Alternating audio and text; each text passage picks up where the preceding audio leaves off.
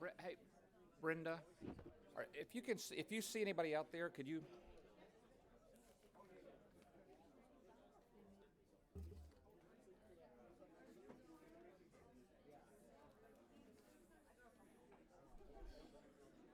Should we start? If I want to walk around with a mic, can I use one of those? Um, Or yeah, we just need to check with the She would woman in the check, back and ask her if she can make one of these mics live and it'd be fine. Should I start? Even though I know people are still coming in, I feel like we're really running behind schedule. yes. So I'm gonna just get everything started, then I'll meet you right back there if that's okay. Okay, folks, we're gonna go ahead and start the afternoon session. I know we still have a few people drifting in. Some people take longer to eat their chocolate cake than others. You notice it was dark chocolate on top, antioxidants, healthy for you. We try to choose the healthy chocolate cake option, always, always with the health of you in mind. So I want to do two things. First, to offer an apology, and secondly, to introduce our speaker. The apology is this, and that is I have to leave. No, that maybe that's a celebration. I don't know. So like finally he'll shut up and we'll get to hear somebody else talk. We long ago had planned to have vacation this week, and my family are already about 3 hours north of here on vacation. I'm leaving and jumping on a bus to go join them, and that includes my son, who I've not seen since December. He lives in Seattle, and my daughter, who lives here and is due September 10th with our first grandchild. So, it's kind of important.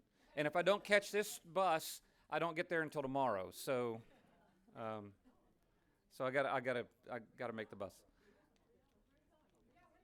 Up in the Catskills, just renting a house up in the Catskills. Yeah.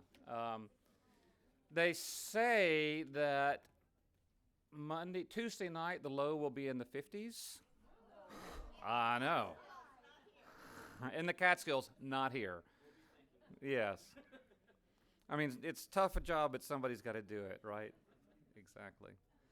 I really hate to leave, not only because I have to tell you, I just love things like this. It's so inspiring, and Shelby and Brenda have both heard me say this many times, but we talk a lot about this. It's important for us never to forget who we work for.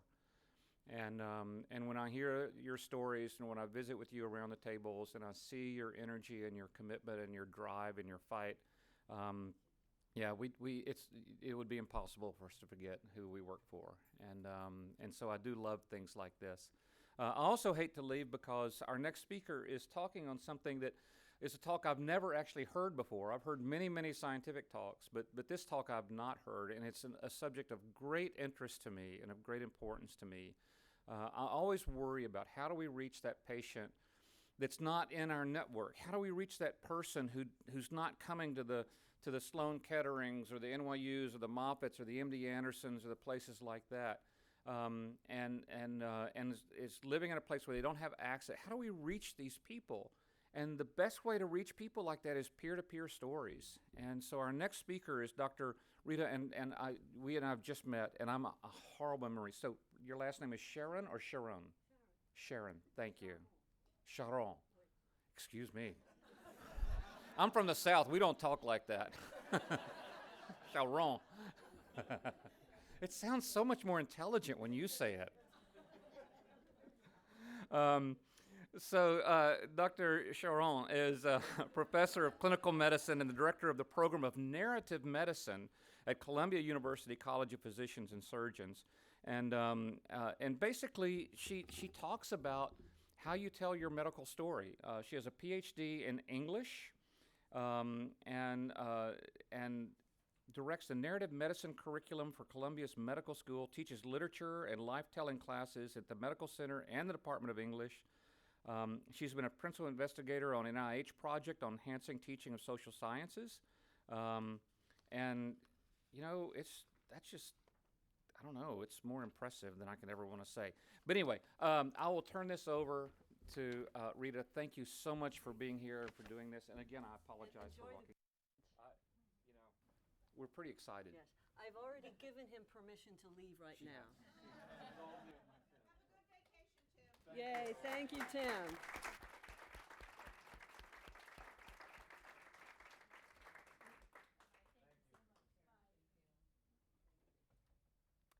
So, I give a lot of talks. Is this one on? Yeah. I give a lot of talks, and I usually know what I'm going to say before I say it. But I find that I don't know what I'm going to say, because I've been here since dinner last night, and I've made a point of sitting at a lot of the different tables. I haven't talked with all of you, but I've talked with quite a few. And I've just been so awakened and moved and changed already by what I've heard you say to me and to one another at tables. So I sat down to lunch, and there was a full table, and one person just immediately said, so everyone at this table either has melanoma or is in love with someone who does. And then you all just went around the table, and I had to admit, you know, I'm the one who doesn't. I'm a general internist. I take care of people with heart disease and lung disease and asthma and diabetes. But they're not all dreadfully ill. I take care of a lot of people who just come in, you know, once a year for their checkup. And what I do as their doctor is say, so how's it going? And I come to know a lot about the lives of my patients. I'm not focused on one organ or one problem. So that the kind of medicine that I practice and my colleagues is a much more kind of, the boundaries are not very tight between the disease and the life. See? And what I've heard here, I've just been so impressed with the scientific acuity of you all. I mean, the Q&A after the physician panel was stunning. That you know the kinds of questions to ask, you know the therapies that are in the pipeline, you know the kinds of real uncertainties facing someone with this disease. As I listened this morning, I was keeping track of the kinds of stories we were hearing. It was not just the stories of your treatment. We heard Jeff told us the story of the body. He told the story of the immune response, and the T cells become killer T cells. I mean, this is a thrilling plot, you know? And then we all heard the doctor telling stories about the patient. And he starts in this classic way. I had a guy. This is how we talk among ourselves. I had a guy. This was a cardiologist who had a mass on his back so big he couldn't lay down in bed. He's a doctor and he doesn't do anything about it. This is rather stunning. But I had a guy. So even among ourselves, as we're doing the kind of work of choosing treatments, hoping against hope that they work, being the one at the other end of the line to say, it was Stan who said, sit down, right? No, Stan says, we have serious findings. Come to my office tomorrow morning. Remember what happened next? And bring your wife, right? So from the ones, we've all made those calls, and then many of us have received those calls. We had the story of MRF itself, which I didn't know. And then each of you who got up, thank you so much, Bobby and Cadence, Crystal, for coming to expose the kind of shock and despair and hope, the abandoned ship, the hope. And then if you're here, it's because things have worked well. So I think in the shadow of what you've said, I now have a very different set of things I want to ask you about. I'm remembering Bobby talking about his bucket list, right? Do you not all have bucket lists? Should we not all who live have bucket lists? Should we wait till we're sick to have bucket lists? But we do. And then do you remember what Cadence remembered when she was being interviewed by Shelby? Shelby said, well, what do you remember about the treatment? And Cadence, is Cadence still here? But her mom is. She says, well, I was really little. But what I remember about the surgery is they brought me in the room and I didn't want to fall asleep. And so the surgeon, right, took me, sat down, put me in his lap, and then I fell asleep. And what's the second thing she remembered? When she got, I forget which one it was, one of the treatments, 7 people had to hold her down, right?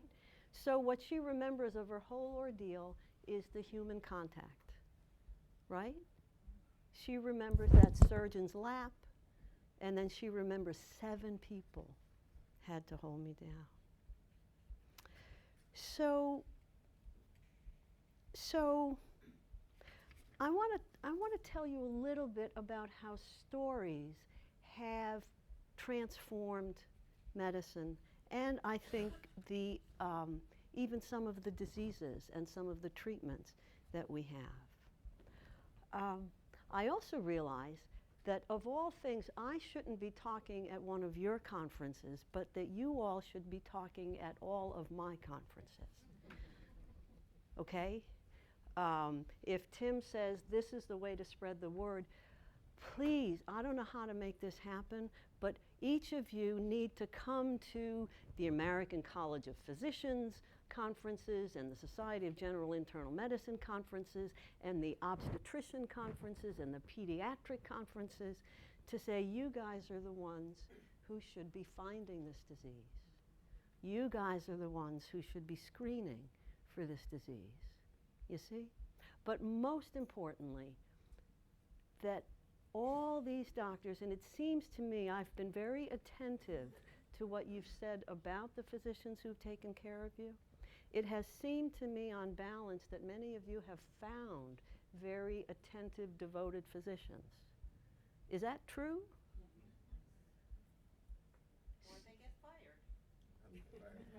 So June knows how to tell. No, other people have said.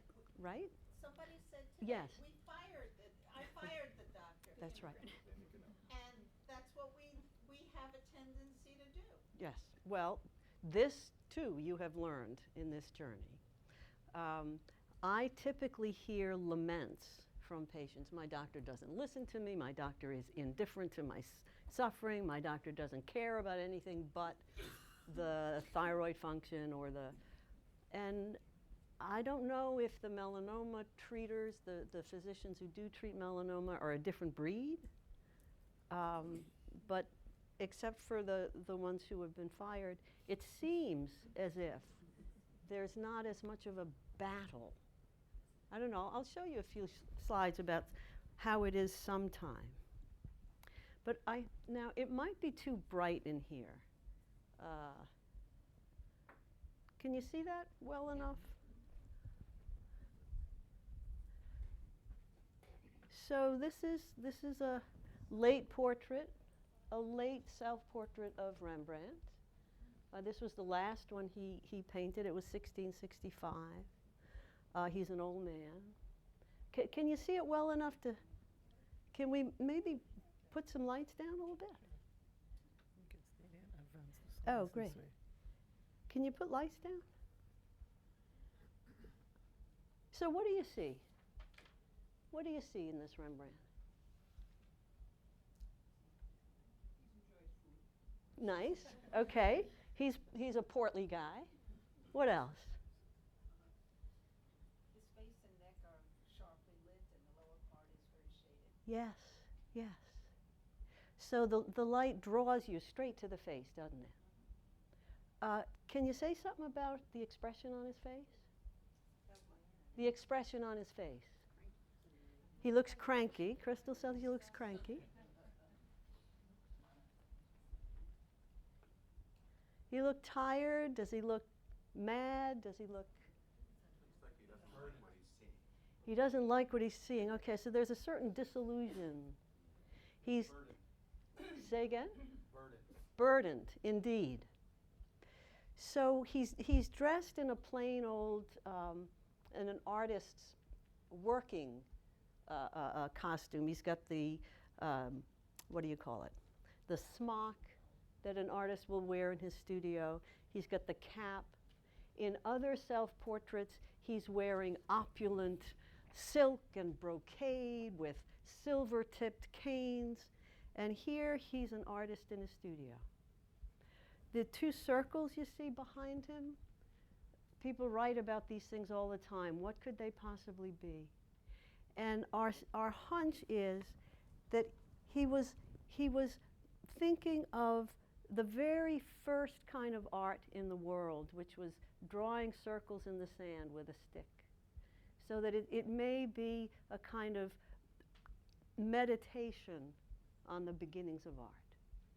So I show you this. Here's an artist showing his own body, all right?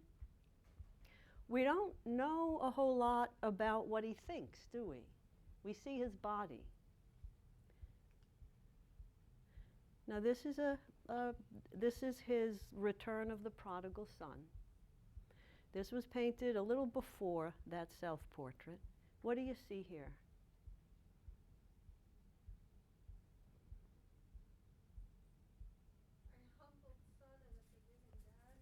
Beautiful.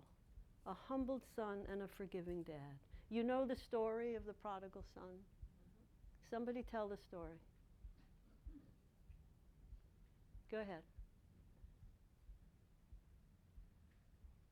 You remember the story? Yeah. Oh. Well, there was a son that went away, and there was a son that stayed at home. Mm-hmm. The son stayed at home, took care of the dad, and the son that went away just kind of left him to be. Mm-hmm. And then he came back, and the father gave him everything. There we go. And the son that stayed at home and took care of the dad kind of felt like he deserved everything because That's he right. stayed home and took care of him. Right. But he Right. wanted to treat them equally, and the son that stayed at home didn't feel like he should have been treated equally. Right. Right. But the father said, sort of, what I thought was lost is now gained. But just looking, and this is, what can you tell from the background of the kind of status of this household? There's wealth, sure. The brocaded hats, the carvings on this column, you can't see maybe, but the silver bracelets. I'm going to show you now a close-up of the father and the son. Now you see that forgiveness, don't you? Do you see that tremendous? You see, what did you say? The forgiveness and the regret? Humble. The humble, the humility, the It's the head on the heart. beautiful. Mm-hmm. It's the use of paint that's red. Mm-hmm. But it's the gaze also of the father down to the son's gaze, as you say, directed downward, directed toward. So that this, I think, tells us a great deal more about Rembrandt than the picture of his body. Because now we know something about the depth of his soul.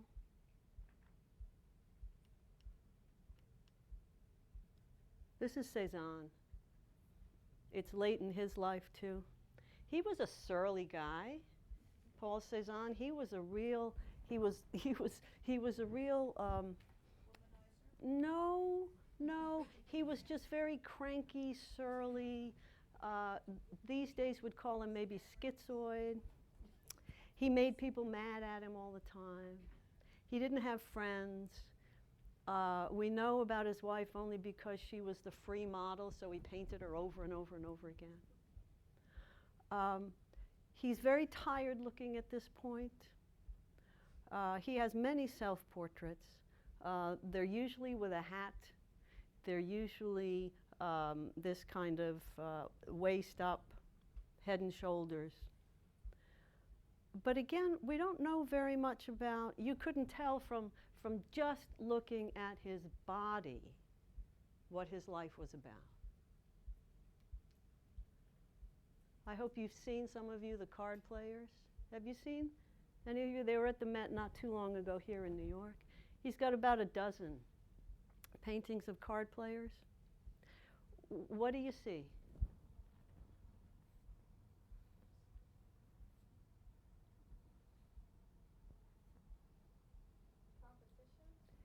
Competition.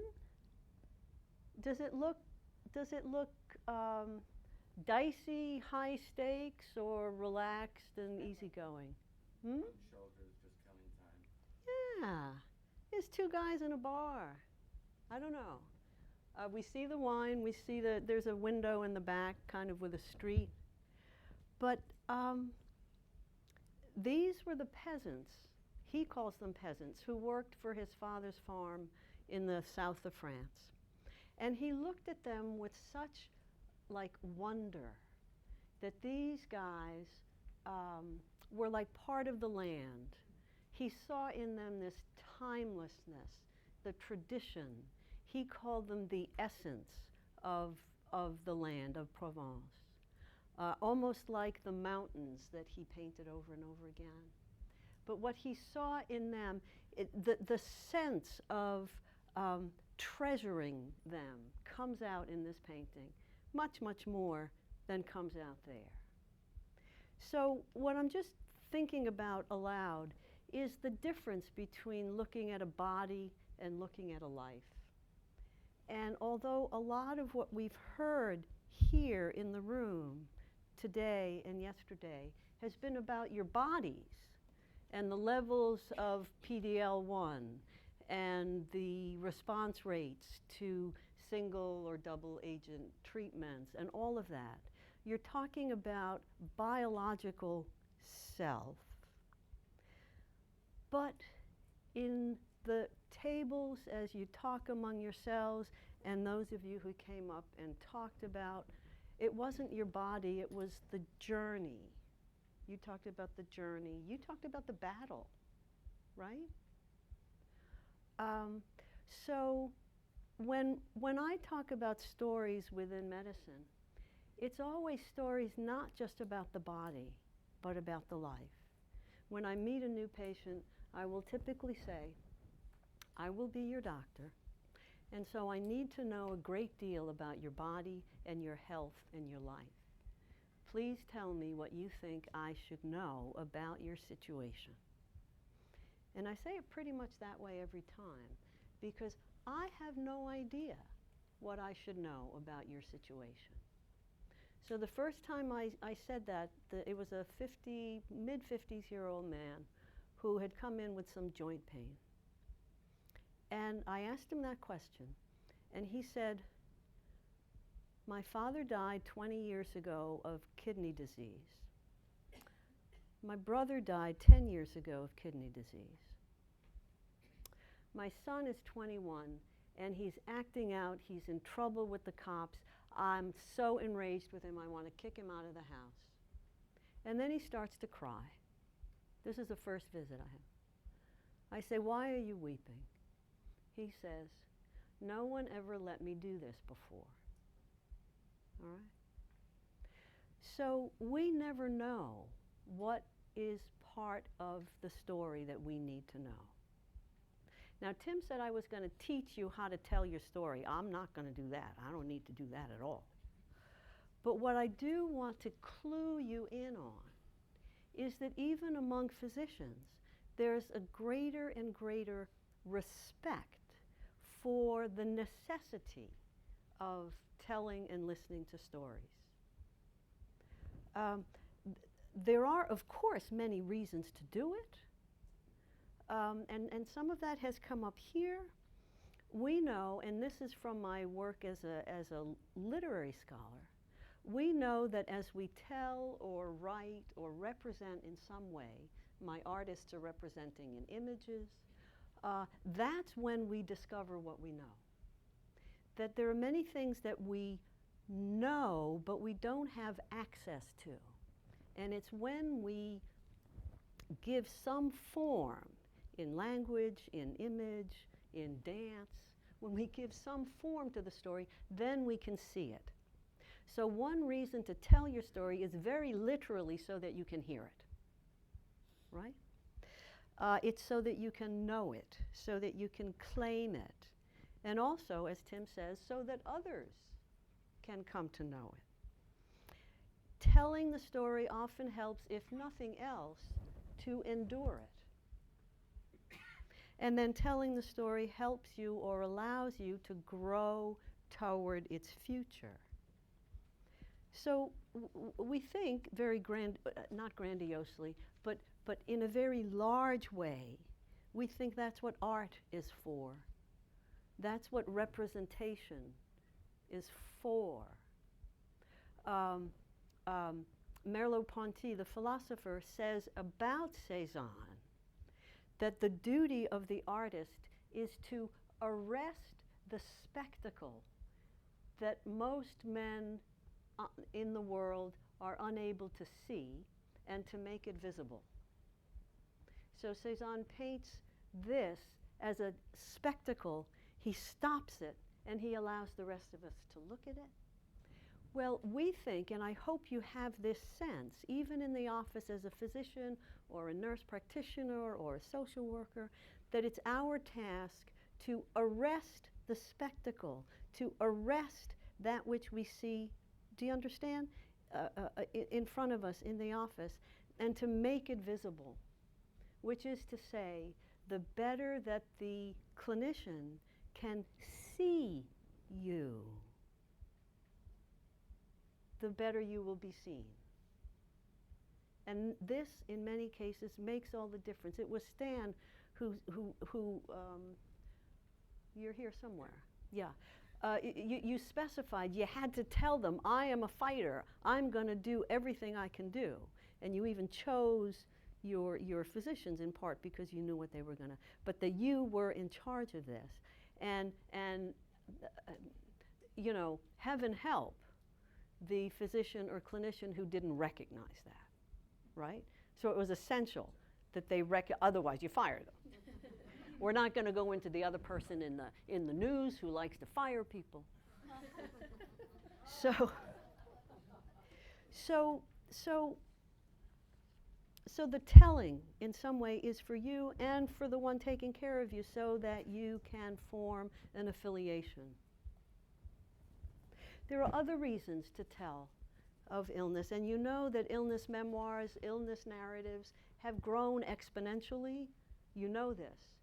That I don't know about melanoma stories. It's still a very small proportion, but all of the cancer memoirs, the dementia memoirs, the end-of-life memoirs, they pour out. I get them by the dozens in my office. People send me what they have written about their illness because it has to be told. And again, it's in the telling of them that so many patients and caregivers come to understand not just what the illness journey has been, but what the life is. So that the stories, like we began to hear today, do not only make sense of the illness and treatment and recovery, but place that illness and treatment and recovery in the context of the life itself.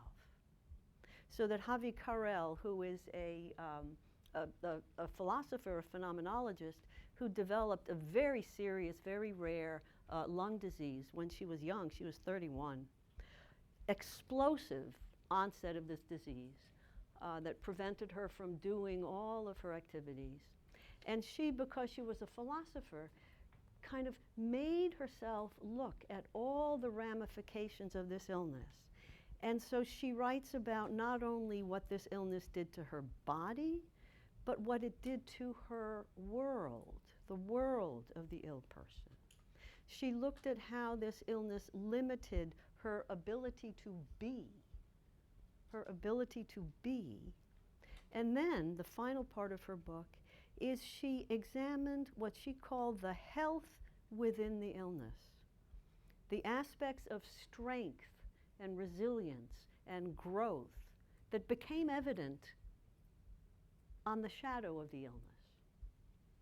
And so she finds the courage to look closely at each one and go like in ever-widening circles to understand the mystery surrounding it.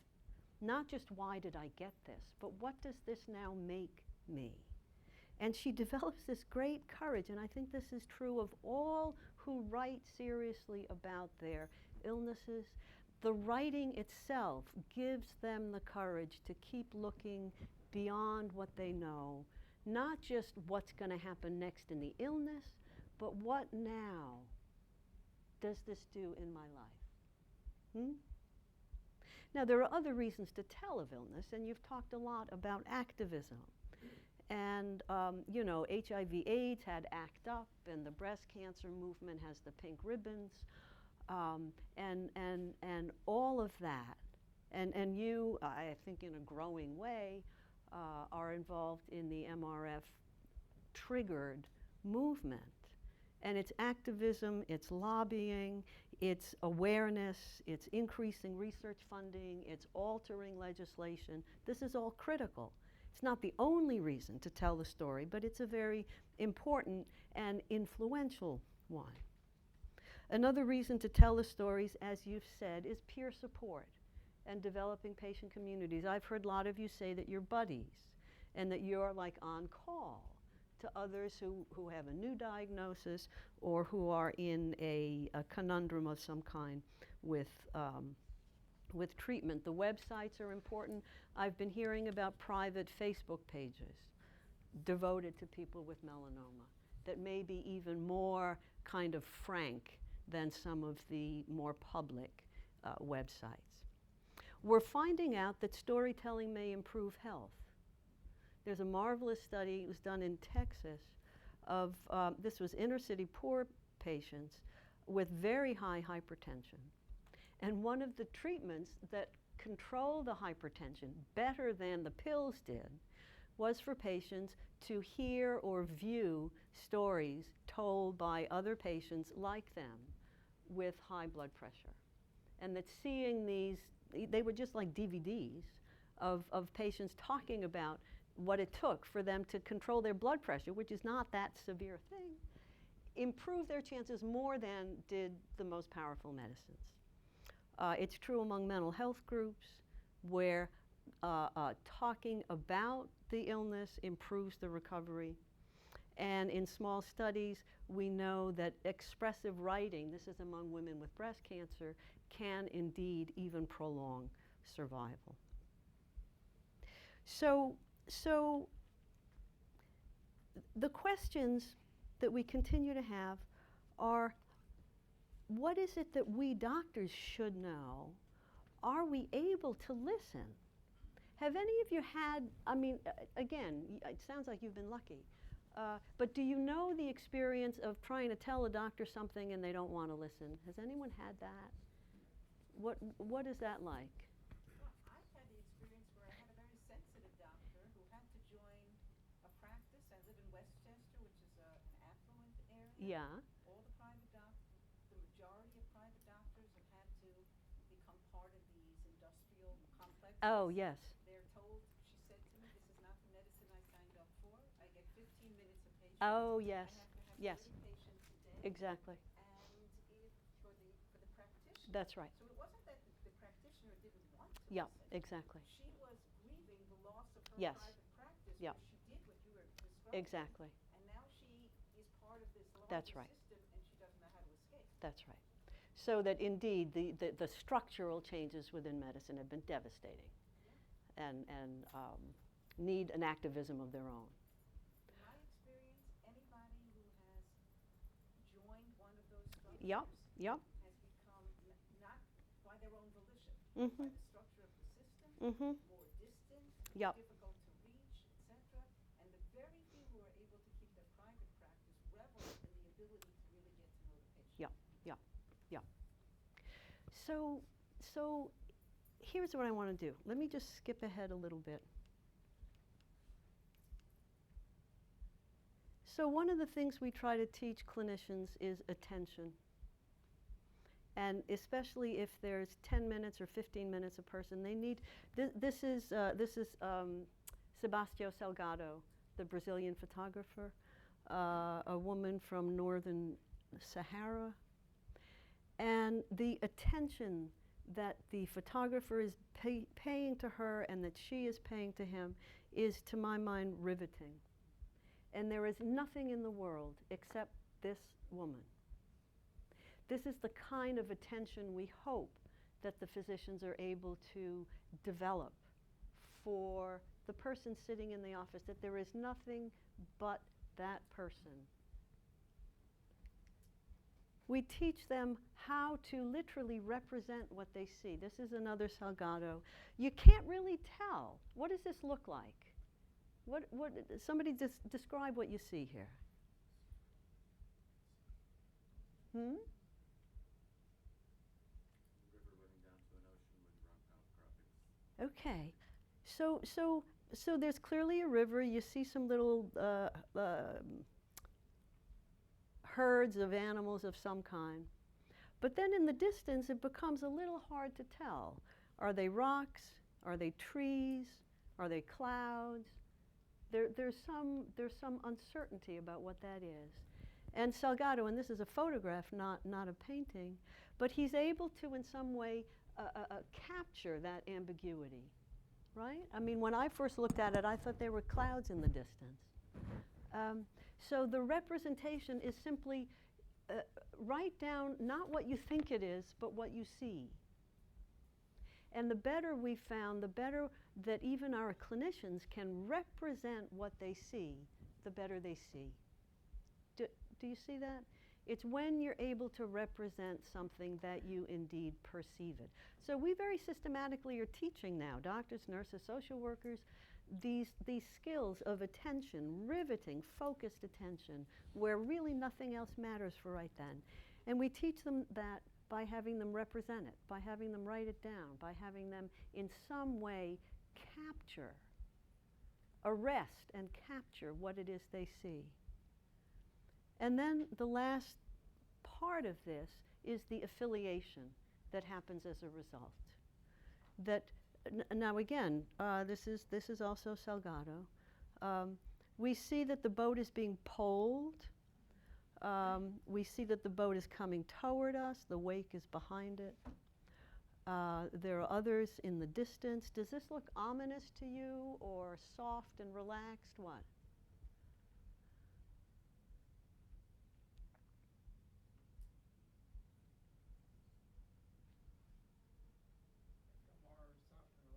It does, right?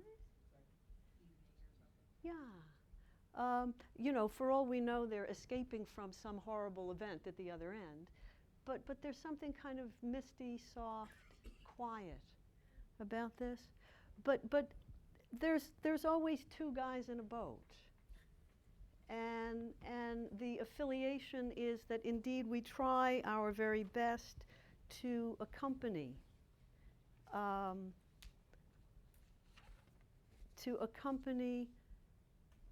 whatever happens. And in this disease, the differences between those who respond and those who don't, the ones who have all the side effects and the ones who don't, tremendous uncertainty. And again, we've heard this from several of the speakers, that whatever happens, the doctor was there and said, we're not abandoning ship. Jeffrey was saying this. We're not abandoning ship.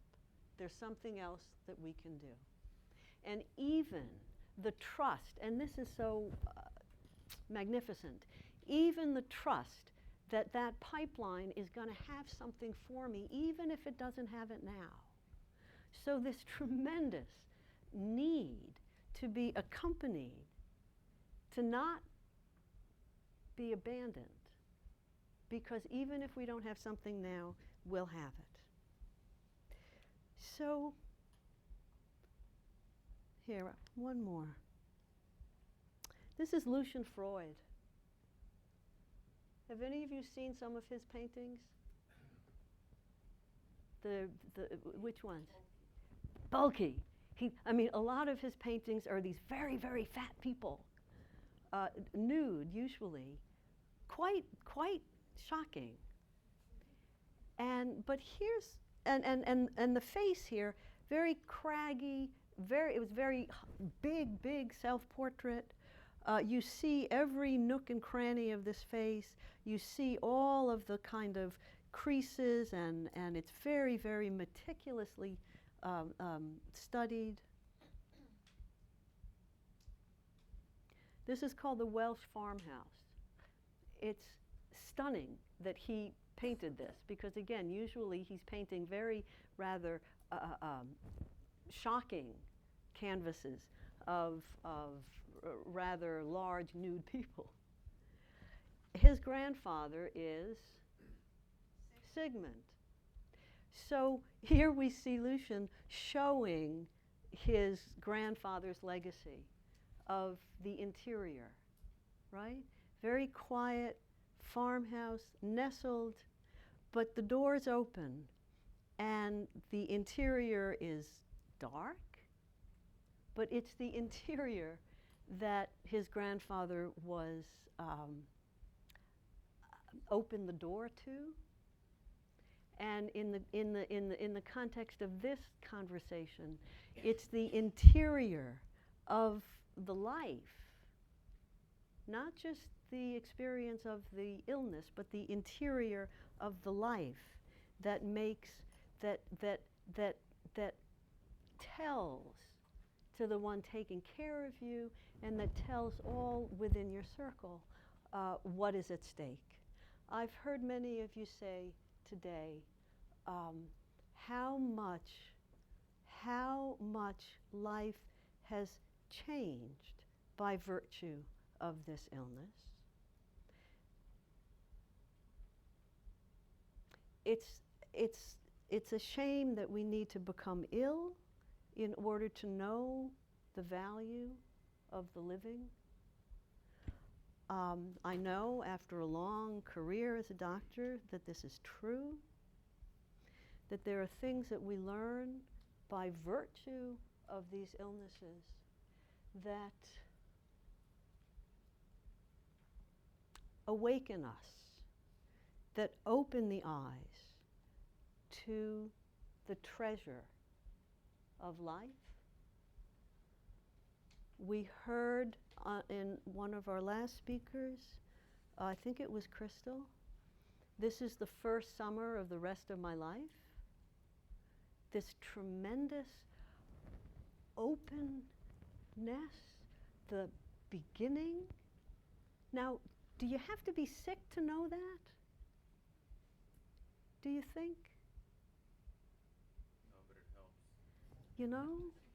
You know, because if I were to ask you all, what's different now?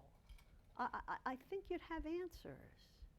You were so eloquent that given all of the continued difficulties you're having with your health and the thyroid and the pituitary, that there's this sense of, I know now what I have in life.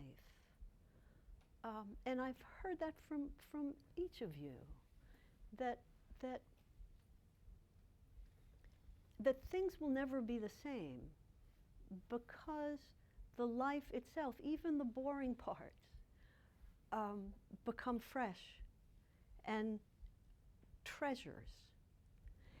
And yes, perhaps you all have lists of things that you're going to make sure to do. Tim was saying at lunch, there's lots of things. He went to the Yankee game last night, and he's going to take his kids to the Grand Canyon, and there's not a minute to waste, right? So that is at least, what do you call it? The payback for going through this trauma. And I think that's what you have to tell about. You know, you say you don't need the illness, but it helps. Wouldn't it be something if we knew it without? How? I don't know if that's possible. I don't know if you have to be on a brink before you know I mean, give me another sunset. Give me another playing of Bach's Partita number 4. Let me see a few more Cezannes. Where's my Cezanne? There. Lac d'Annecy. All right? You have to go to, oh, I forget where I was. Provence. No, well, this is in Provence, but the painting itself is in the Courtauld Gallery in London. Go to London and stand in front of this. It is so moving. I spent like 45 minutes in front of it. The guard comes over, he says, you study Cezanne, you know a lot about. I say, no, I just love him. But the mystery of this lake, right? Soft, reflective. It's some kind of castle, that thing over there. The trees are just nestling over the mountains. But you can imagine the bottomlessness of that lake, the mysteriousness, what the surface is maybe hiding. That's the life. That's the life.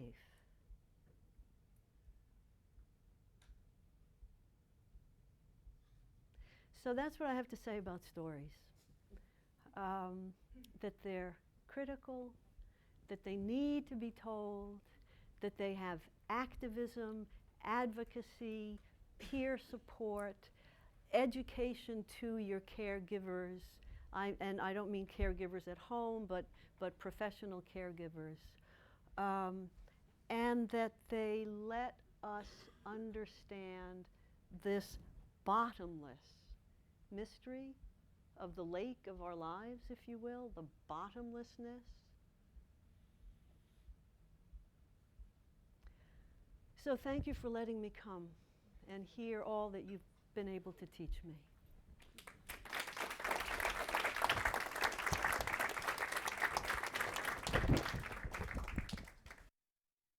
All right, thank you.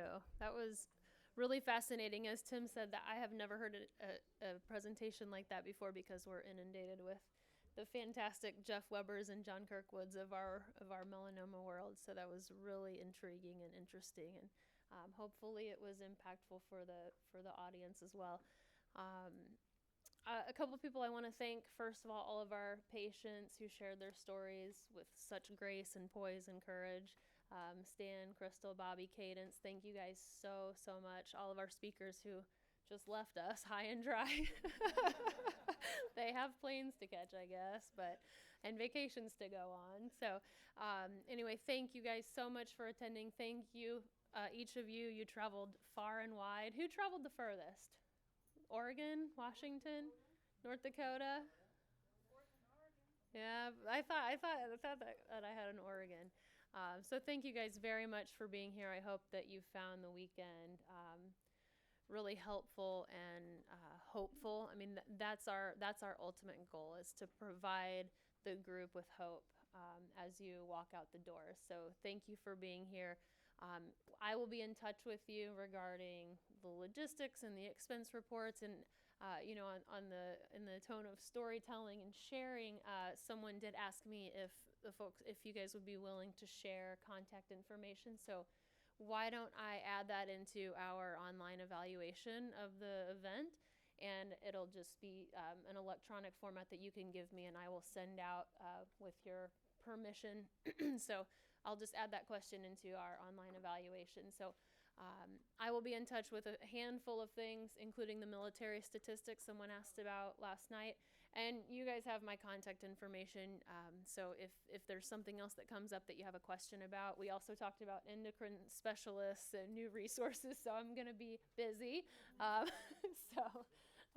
If there are any questions, please holler. We're here for you. Like Tim said, this is, we get up every day for you.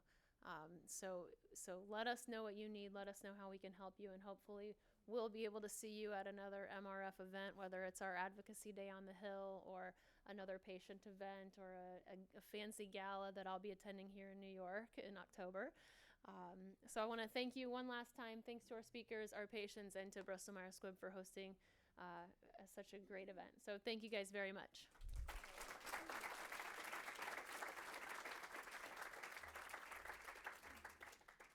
And travel safely.